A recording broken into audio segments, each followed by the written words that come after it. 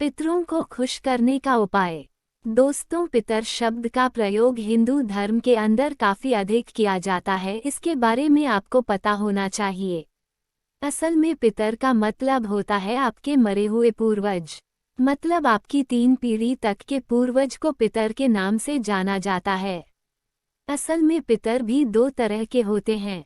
एक वो पितर होते हैं जो कि अपने अच्छे कर्मों की वजह से उच्च योनि को प्राप्त करते हैं, और दूसरे वह होते हैं जो कि अपने नीच कर्मों की वजह से नीच योनि को प्राप्त करते हैं। इसके बारे में आपको पता होना चाहिए और आप इस बात को अच्छी तरह से समझ सकते हैं। और असल में जो पूर्वज उच्च योनि को प्राप्त कर जाते हैं वे हमें कोई भी परेशान नहीं करते हैं, क्योंकि वे तो अपने लोक के अंदर सुखपूर्वक रहते हैं। लेकिन जो पूर्वज अपने कर्मों की वजह से नीच योनि के अंदर चले जाते हैं वे हमारे लिए काफ़ी सही नहीं होते हैं और वे हमें भी काफ़ी अधिक परेशान करते हैं, और उनके लिए ही श्राद्ध वगैरह करना पड़ता है। इसके बारे में आपको पता होना चाहिए। और आपको पता है, जैसे आपके दादाजी हैं और उन्होंने आपके लिए बहुत कुछ किया। आपने भले ही नहीं कहा कि बुरे कर्मों को करे, लेकिन उसके बाद भी उन्होंने बुरे कर्म किए और अब उनको प्रेत योनि मिल गई है, तो आपका ये कर्तव्य बनता है कि आप उनको उस योनि से निकालें। इसके लिए जो भी दान धर्म आप कर सकते हैं आपको करना चाहिए। यह उन पितरों के लिए काफ़ी फायदेमंद होता है। इसके बारे में आपको पता होना चाहिए और आप अच्छी तरह से समझ सकते हैं। इसके बारे में आपको पता होना चाहिए। असल में बहुत से पितरों की बुरी दशा होती है। वे अपने पुत्र पौत्रों के लिए कुकर्म करते हैं और उसके बाद मरने पर प्रेत बन जाते हैं और उनके ही पुत्र उनकी सुध तक नहीं लेते हैं। तो हम आपको यही सजेशन देना चाहेंगे कि इस संसार के अंदर रिश्ते और नाते सभी काम के होते हैं, सब ऐसे ही होते हैं। अपनों को फायदा पहुंचाने के लिए आपको ऐसा कोई भी कर्म नहीं करना चाहिए जो कि आगे चलकर आपके लिए ही परेशानी का सबब बन जाए। दोस्तों, आजकल कुछ लोग तो महाज्ञानी हो चुके हैं। उनको ये लगने लगा है कि पितर वितर कुछ नहीं होता है, मरने के बाद क्या होता है, कुछ नहीं होता है, सब बकवास है। तो इस तरह के लोगों से तर्क वितर्क आदि करना भी व्यर्थ ही होता है, क्योंकि यह लोग पहले से ही धारणा बनाकर बैठे हैं। ऐसी स्थिति के अंदर आप उनको समझा बुझा नहीं सकते हैं। इसके बारे में आपको पता होना चाहिए। उनको तभी समझ में आता है जब वे खुद मरते हैं, और उसके बाद उनका भी वही हश्र होता है जो कि होना है। कई इस तरह के लक्षण होते हैं जिसकी मदद से आप ये पता लगा सकते हैं कि आपके पितर खुश नहीं है, या आपको उनकी मुक्ति के लिए उपाय करना होगा। तभी आपको काफ़ी कुछ फायदा हो सकता है। इसके बारे में आपको पता होना चाहिए। पितर को खुश करने के लिए आप कई सारे उपाय कर सकते हैं, और इसकी मदद से आप पितरों को खुश रख सकते हैं। आपके लिए पितरों को खुश रखना भी काफ़ी उपयोगी होता है। ये कई तरह से आपके लिए फ़ायदेमंद होता है। इसके बारे में आपको पता होना चाहिए। पितर खुश होकर आपको आशीर्वाद देते हैं। और पितर दोष के बारे में तो आप जानते ही हैं। पितर दोष तब लगता है जब आप अपने मरे हुए पूर्वज के क्रियाओं कर्म को सही तरह से नहीं करते हैं। ऐसी स्थिति के अंदर पितर दोष लग जाता है और काफ़ी अधिक समस्याएं होती हैं। इसके लक्षण हम आपको पहले से ही बता चुके हैं। इसके बारे में आपको पता होना चाहिए। पितरों को खुश करने के उपाय के बारे में हम आपको बताने वाले हैं। यदि आपको भी अपने पितरों को खुश करना है तो इनके उपायों के बारे में विस्तार से बताना होगा। उम्मीद करते हैं कि आपको ये पसंद आएगा। शिवलिंग पर तांबे का सर्प अनुष्ठान पूर्वक चढ़ाना। दोस्तों, यदि आप पितरों को खुश करना चाहते हैं तो यह एक उपाय भी कर सकते हैं। इसके लिए आपको सबसे पहले एक तांबे का सर्प बनवा लेना है, और ऐसे भी मार्केट के अंदर तांबे के सर्प आसानी से मिल जाते हैं। उस सर्प को आपको अनुष्ठान की मदद से शिवलिंग पर चढ़ाना होगा। इसके लिए आपको ऐसे किसी पंडित का सहारा लेना होगा जिसने पहले भी इस तरह के काम किए हों और इन सब चीज़ों के बारे में उसे जानकारी होनी चाहिए। इस तरह के पंडित आपको अपने आसपास कई तरह के मिल जाएंगे। आप उनके पास जा सकते हैं और उसके बाद आप उनसे इसके बारे में सारी बातें पूछ सकते हैं। आपको ये पैसा भी बताएंगे कि इस अनुष्ठान का कितना पैसा मिलेगा। इस तरह से आप काम कर सकते हैं। पारद शिवलिंग को अपने घर में लगाएं। पितरों को खुश करने का उपाय। दोस्तों, पारद शिवलिंग का नाम तो आपने सुना ही होगा।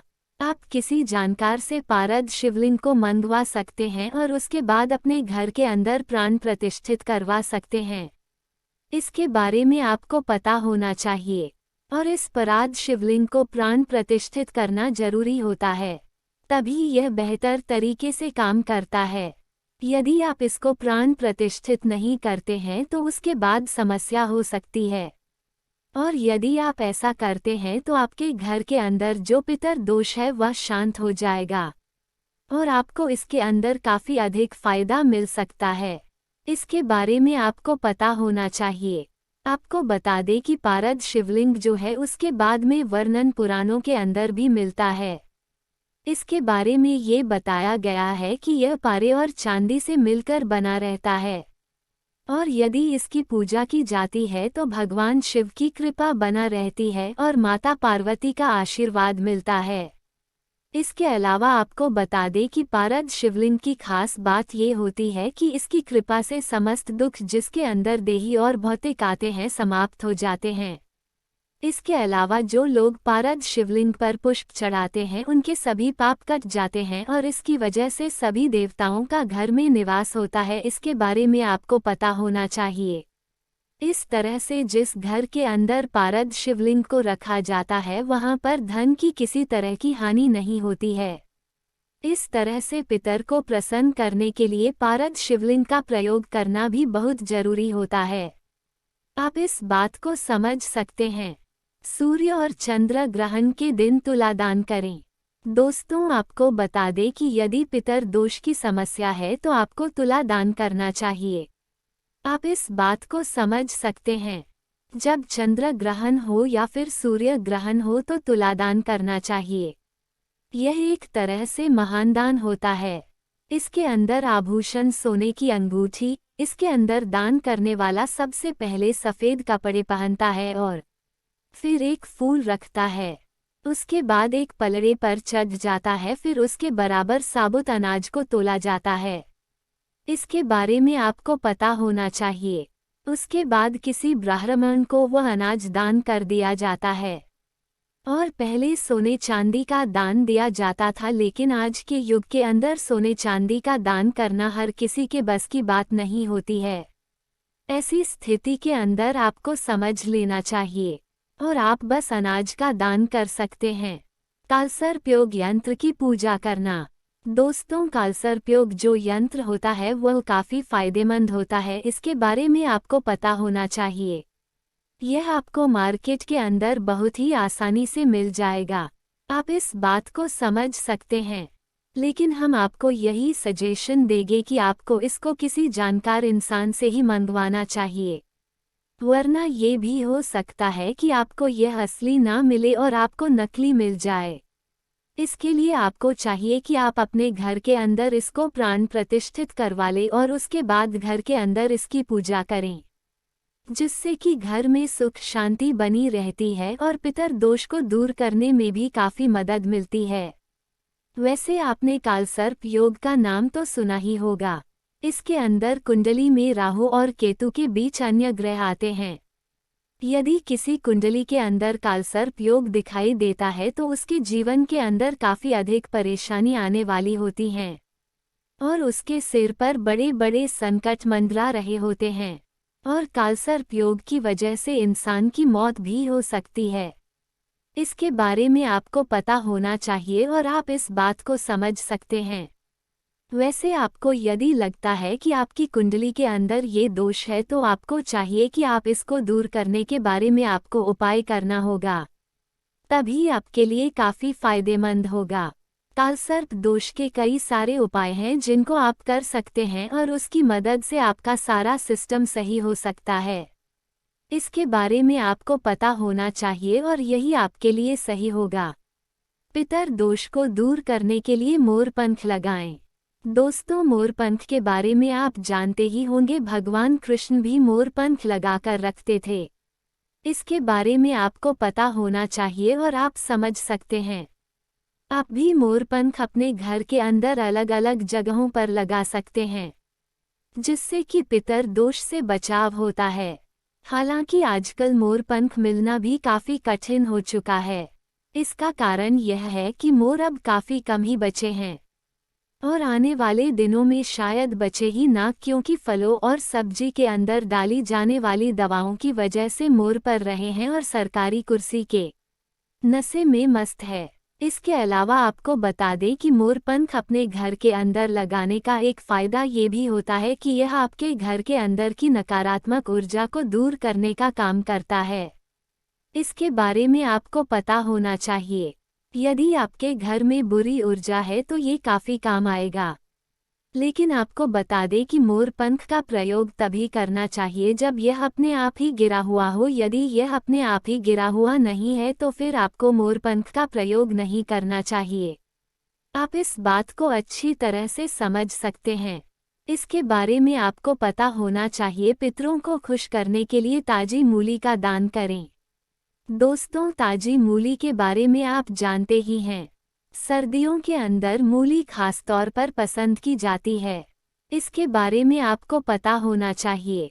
यदि आप अपने घर के अंदर मूली को उगाते हैं तो ठीक है, आप उनमें से कुछ मूली गरीबों को दान कर सकते हैं, या फिर जो मांगने के लिए आते हैं उनको भी दान कर सकते हैं। इसके बारे में आपको पता होना चाहिए और आप इस बात को अच्छी तरह से समझ सकते हैं। यदि आप एक किसान हैं तो आपके पास मूली आसानी से मिल जाएगी। आपको बाहर से खरीद कर लेकर आने की कोई भी आवश्यकता नहीं है। दोस्तों, मूली का दान करना काफ़ी अच्छा माना जाता है, तो आप एक बार मूली दान कर सकते हैं। इसके बारे में आपको पता होना चाहिए और इसके अंदर आपका कोई खास खर्चा भी नहीं लगता है, तो ये प्रयोग भी आप कर सकते हैं। आपके लिए काफ़ी उपयोगी होगा। लेकिन यदि आपको ये तरीका सूट नहीं करता है तो आप दूसरे तरीके भी यूज़ कर सकते हैं जो कि आपके लिए काफ़ी उपयोगी होते हैं। आप इस बात को समझ सकते हैं। पितरों को खुश करने के उपाय। पानी में नारियल को बहाएं। दोस्तों, ऐसा माना जाता है कि बहते पानी के अंदर यदि आप नारियल को बहा देते हैं तो इससे पितरों को शांति मिलती है और इससे पितर काफ़ी अधिक खुश हो जाते हैं। इसके बारे में आपको पता होना चाहिए। हालांकि इस प्रयोग को किस तरह से करना है, इसके बारे में जानकारी पता करने के लिए आपको किसी जानकार से संपर्क करना होगा, तभी आपके लिए काफ़ी फायदेमंद हो सकता है। मतलब कई बार हम नारियल को अपने घर के अंदर चारों ओर घुमाते हैं और उसके बाद पानी में बहा देते हैं। इसके अलावा और भी तरीके हो सकते हैं, लेकिन आपको चाहिए कि इस विधि से आप जो भी नारियल को बहा रहे हैं वो कहीं से भी कटा फटा नहीं होना चाहिए। इसके अलावा उसके अंदर गट पूरी तरह से बजना चाहिए। एक साफ सुथरे नारियल का चुनाव आपको करना होगा, नहीं तो आपके प्रयास का कोई फायदा नहीं होगा। मकान के दक्षिण दिशा के अंदर पितरों की तस्वीर लगाएं। असल में दोस्तों, कुछ लोग कहते हैं कि भूत प्रेत होते हैं, तो यही भूप्रेत पितर होते हैं। जब इनकी ठीक तरह से गति नहीं होती है तो ये पितर बन जाते हैं। इसके बारे में आपको पता होना चाहिए। यदि हर इंसान अपने पितरों का उद्धार कर देता है तो भूत प्रेत नहीं रहेंगे। आप इस बात को अच्छी तरह से समझ सकते हैं। असल में माना जाता है कि दक्षिण दिशा पितरों के लिए होती है, तो आपको अपने मकान के दक्षिण दिशा के अंदर पितरों की तस्वीर लगानी चाहिए। इससे पितर खुश होते हैं। अक्सर आप जब किसी घरों के अंदर जाते हैं तो दक्षिण दिशा के अंदर पितरों की तस्वीर लगाते हैं। आपको ये कई जगहों पर लगी हुई दिख जाएगी। आप इस बात को अच्छी तरह से समझ सकते हैं। इसके बारे में आपको पता होना चाहिए और आप समझ सकते हैं। जब कोई घर का सदस्य मर जाता है तो उसके बाद वह उस रूप में नहीं होता है जिस रूप में आप उसे जानते थे। अब उसका आपसे कोई भी नाता नहीं होता है। आप इससे समझ सकते हैं।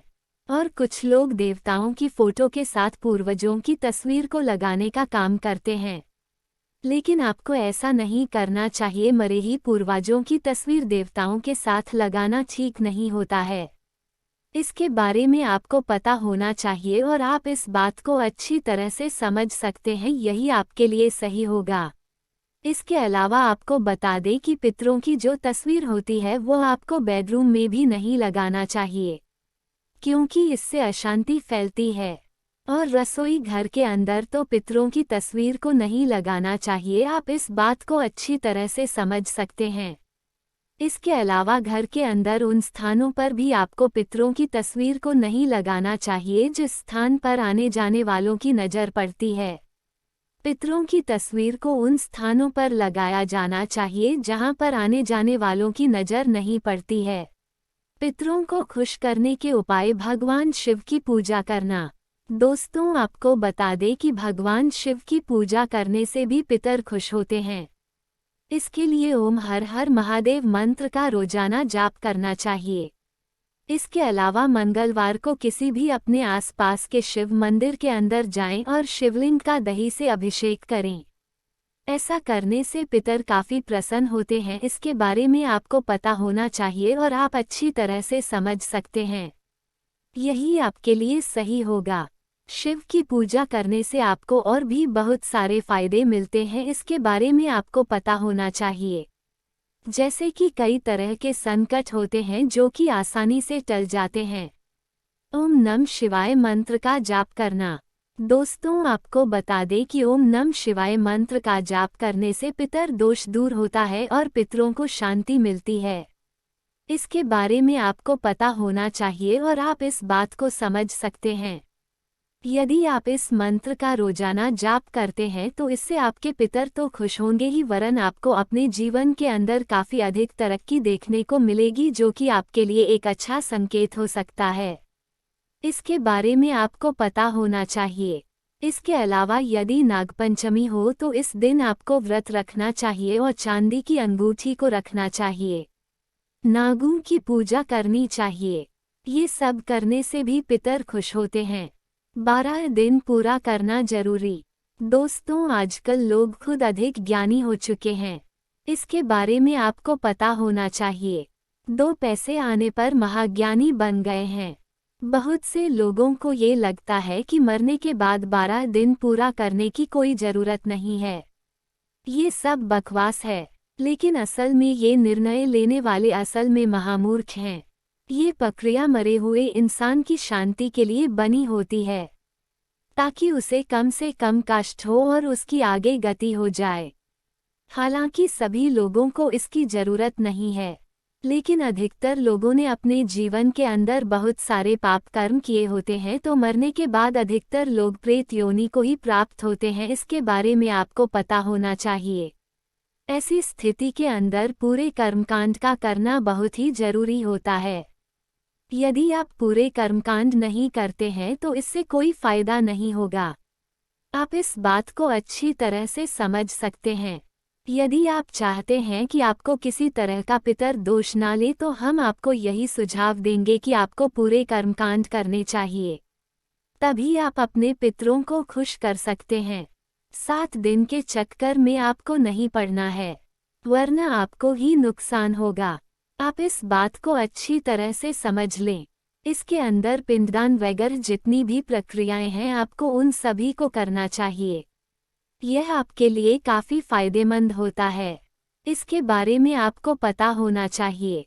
यदि आप इनको आधा अधूरा करते हैं तो इससे आपको काफ़ी अधिक समस्याएं हो सकती हैं। पवित्र बरगद और पीपल का पेड़ लगाएं। दोस्तों, आपको पता ही होगा कि बरगद और पीपल के पेड़ की उम्र काफ़ी अधिक होती है। यदि आप अपने पितरों को खुश करना चाहते हैं तो आप अपने खेत के अंदर या फिर श्मशान भूमि के अंदर बरगद और पीपल का पेड़ लगाना चाहिए। आप इस बात को अच्छी तरह से समझ सकते हैं। यह माना जाता है कि पीपल का पेड़ लगाना बहुत अधिक पुण्य का काम माना जाता है। इसके बारे में आपको पता होना चाहिए और आप इस बात को समझ सकते हैं। पीपल के पेड़ के महत्व का उल्लेख अनेक धार्मिक ग्रंथों के अंदर मिलता है। पितरों के नाम से दान करें। दोस्तों, बहुत से लोगों का ये सवाल होता है कि जो इंसान मर गया है उसके नाम से दान देने से क्या उसके पास पहुंच जाएगा। क्योंकि यह सब फालतू की बातें हैं या अंधविश्वास है, तो इस तरह के महामूर्खों के लिए हम बता देना चाहते हैं कि अमेरिका के अंदर भूत विधा का पढ़ाया जाना एक तरह का अंधविश्वास है, लेकिन इसके ऊपर ये लोग जिक्र नहीं करेंगे। अमेरिकी लेखकों की अनेक किताबों के अंदर पूर्वजन्म वगैरह सिद्ध किया जा चुका है। खैर, अब हम बात करते हैं कि जो इंसान आपका पितर है और वह मर गया और तो दान उसके पास कैसे पहुंचता है। असल में भले ही वह इंसान मर गया है तो उसका भौतिक शरीर चला गया, लेकिन उसके दूसरे शरीर भी हैं और ऐसे 7 शरीर माने गए हैं। उसके अंदर विचार और भावनाएं अभी भी मौजूद हैं। आप इस बात को समझ लें।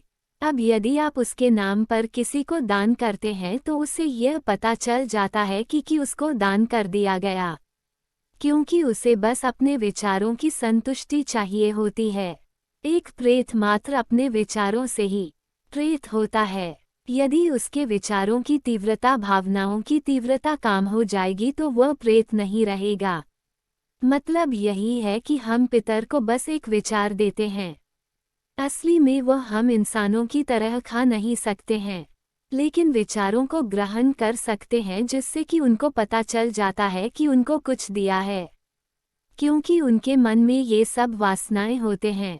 वहीं यदि ज्ञानी इंसान मर जाता है तो वह प्रेत नहीं बनता है। उसे पहले से ही रियल फैक्ट के बारे में पता होता है। ऐसी स्थिति के अंदर वह उच्च लोक के अंदर चला जाता है। आप इस बात को अच्छी तरह से समझ सकते हैं। जैसे आप पितरों के नाम का गाय को केला भी खिलाते हैं तो वह उनको मिलता है, मतलब उनके मन को संतुष्टि हो जाती है। इसी तरह से कुछ पितर इस तरह के भी होते हैं कि उनको संतुष्टि की जरूरत नहीं होती है। आप इस बारे में समझ सकते हैं। गर्मी में पानी का मटका रखवाएं। इस तरीके की मदद से भी आप अपने पितरों को खुश कर सकते हो। असल में ये प्रक्रिया आने भी देखी होगी। यदि आपके परिवार का कोई सदस्य ताज़ा ही मरा होगा तो आपको चाहिए कि आप गर्मी के मौसम में उसके नाम का एक पानी का मटका किसी प्याऊ के अंदर रखवाएं। ऐसा करने से भी पितर की आत्मा को शांति मिलती है। इसके बारे में आपको पता होना चाहिए। कुछ साल पहले हमारी एक सिस्टर की मौत हो गई थी। उसकी उम्र 36 साल की थी। उनके लिए हमने भी पानी का मटका रखवाया था, और जो अर्थी होती है उसके ऊपर भी 12 दिन बाद पानी का मटका रखा जाता है। एक कोरा घड़ा रखा जाता है जिससे कि पितर शांति मिलती है। इसके बारे में आपको पता होना चाहिए और आप इस बात को अच्छी तरह से समझ सकते हैं। इसके बारे में आपको पता होना चाहिए, और यही आपके लिए सबसे अधिक सही होगा। जैसे आपके घर के अंदर आपकी पीढ़ी में 2 लोगों की मौत हो चुकी है तो आपको चाहिए कि आप हर साल पानी का मटका गर्मी के अंदर रखवा सकते हैं। इसके अलावा पक्षियों को पानी रखवा सकते हैं। ऐसा करने से पितरों को काफ़ी शांति मिलती है। किसी गरीब कन्या की शादी में सहायता करें। दोस्तों, यदि आपके घर के अंदर पितर दोष है तो आप किसी गरीब कन्या की शादी के अंदर सहायता कर सकते हैं। ऐसे कई लोग आपने देखे होंगे जो कि गरीब कन्या की शादी में सहायता करते हैं। यदि आपके पास पैसा है तो आप किसी गरीब कन्या की जिम्मेदारी ले सकते हैं और शादी के अंदर सहायता कर सकते हैं। इसके बारे में आपको पता होना चाहिए और आप इस बात को अच्छी तरह से समझ सकते हैं। बहुत से लोग होते हैं जो कि गरीब कन्या की शादी में मदद करते हैं।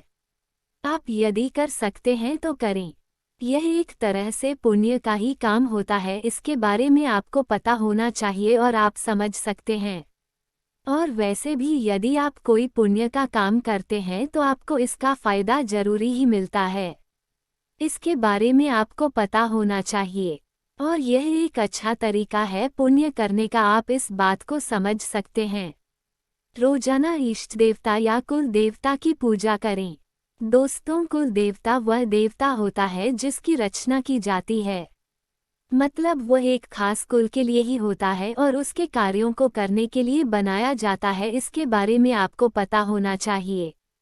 कुल देवता की पूजा करने से भी पितर दोष दूर हो जाता है। इसके बारे में आपको पता होना चाहिए। यदि आपको नहीं पता है तो हम बता ही चुके हैं।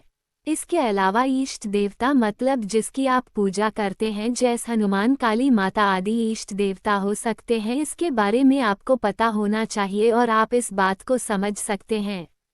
इस तरह से आप समझ सकते हैं कि देवताओं की पूजा करने से भी पितर दोष को दूर किया जा सकता है। इसके बारे में आपको पता होना चाहिए और आप इस बात को अच्छी तरह से समझ सकते हैं। हनुमान चालीसा का पाठ करें। दोस्तों, आपको पता होना चाहिए हनुमान चालीसा काफ़ी फायदेमंद होती है। यदि आप अपने घर के अंदर रोजाना हनुमान चालीसा का पाठ करते हैं तो इससे भी पितर दोष शांत होता है और पितरों को खुश किया जा सकता है। आपको बता दें कि हनुमान चालीसा की रचना तुलसीदास ने की थी। हनुमान चालीसा के अंदर कुल 40 श्लोक हैं और कहा जाता है कि जब औरंगजेब ने तुलसीदास को बंदी बना लिया था तो उसने कहा कि उसके भगवान को दिखाओ। तब तुलसीदास ने कहा था कि भगवान सिर्फ उनको ही दिखाई देते हैं जो कि सच्ची श्रद्धा से हनुमान चालीसा का पाठ करता है। उसके बाद ये कहा जाता है कि बंदरों एक भारी सेना ने औरंगजेब को डरा दिया था। खैर, हनुमान चालीसा पाठ करने का कोई एक फायदा नहीं है, इसके बारे सारे फायदे हैं। यदि आप हनुमान चालीसा का पाठ करते हैं तो इसकी वजह से आपके सारे रोग और कष्ट नष्ट हो जाते हैं। सबसे पहली बात, यदि आप हनुमान चालीसा का पाठ करते हैं तो इससे आपके मन को शांति मिलती है। इसके बारे में आपको पता होना चाहिए। यदि आपके मन के अंदर अक्सर उथल पुथल मची रहती है तो फिर आपको हनुमान चालीसा का पाठ करना चाहिए। यह आपके लिए काफ़ी फायदेमंद हो सकता है। इसके अलावा हनुमान चालीसा का फ़ायदा यह है कि यह नकारात्मक शक्तियों को दूर करने में काफ़ी मदद करता है। इसके बारे में आपको पता होना चाहिए। कहते हैं कि हनुमान चालीसा का पाठ करने से भूत प्रेत सब दूर भाग जाते हैं। इसके बारे में आपको पता होना चाहिए और आप इस बात को अच्छी तरह से समझ सकते हैं। इसके अलावा आपको काम के अंदर भी काफ़ी सफलता मिलती है। इसके बारे में भी आपको पता होना चाहिए और आप इस बात को अच्छी तरह से समझ सकते हैं। यदि आपको काम के अंदर सफलता नहीं मिल रही है तो फिर आपको हनुमान चालीसा का पाठ करना चाहिए, जिससे कि आपको काम के अंदर काफ़ी अधिक सफलता मिल जाएगी। श्राद्ध पक्ष में अच्छे से करें श्राद्ध कर्म। दोस्तों, यदि आप अपने पितरों को खुश देखना चाहते हैं तो आपको श्राद्ध कर्म को अच्छे से करना चाहिए। बहुत से लोगों को यह सवाल होता है कि श्राद्ध करने से क्या फ़ायदा, मरा हुआ इंसान क्या खा सकता है। असल में हम इस तरह के लोगों से हम सिर्फ इतना ही कहना चाहते हैं कि मरे हुए इंसान की भी आपसे कुछ उम्मीदें होती हैं और मरा हुआ इंसान सच में नहीं मरता है, वह विचारों और भावनाओं के रूप में अभी भी मौजूद होता है। इसके बारे में आपको पता होना चाहिए। जब आप श्राद्ध करते हैं तो आप उसे एक विचार देते हैं जिससे कि वह काफ़ी खुश होता है और उसे शांति मिलती है। इसके बारे में आपको पता होना चाहिए और आप इस बात को अच्छी तरह से समझ सकते हैं। इसके बारे में आपको पता होना चाहिए और आप इस बात को अच्छी तरह से समझ सकते हैं। श्राद्ध को सही तरह से करना जरूरी होता है, आप इस बात को अच्छी तरह से समझ सकते हैं। यदि आप श्राद्ध को ठीक से नहीं करते हैं तो इससे पितरों को शांति नहीं मिलती है। इसके बारे में आपको पता होना चाहिए। वैसे भी जिस इंसान ने जीवन भर आपके लिए इतना कुछ किया, आप उसके लिए मामूली सा करने में क्यों हिचक रहे हैं। श्राद्ध करने के कोई पैसा नहीं लगता है, आप अपने घर में कर सकते हैं।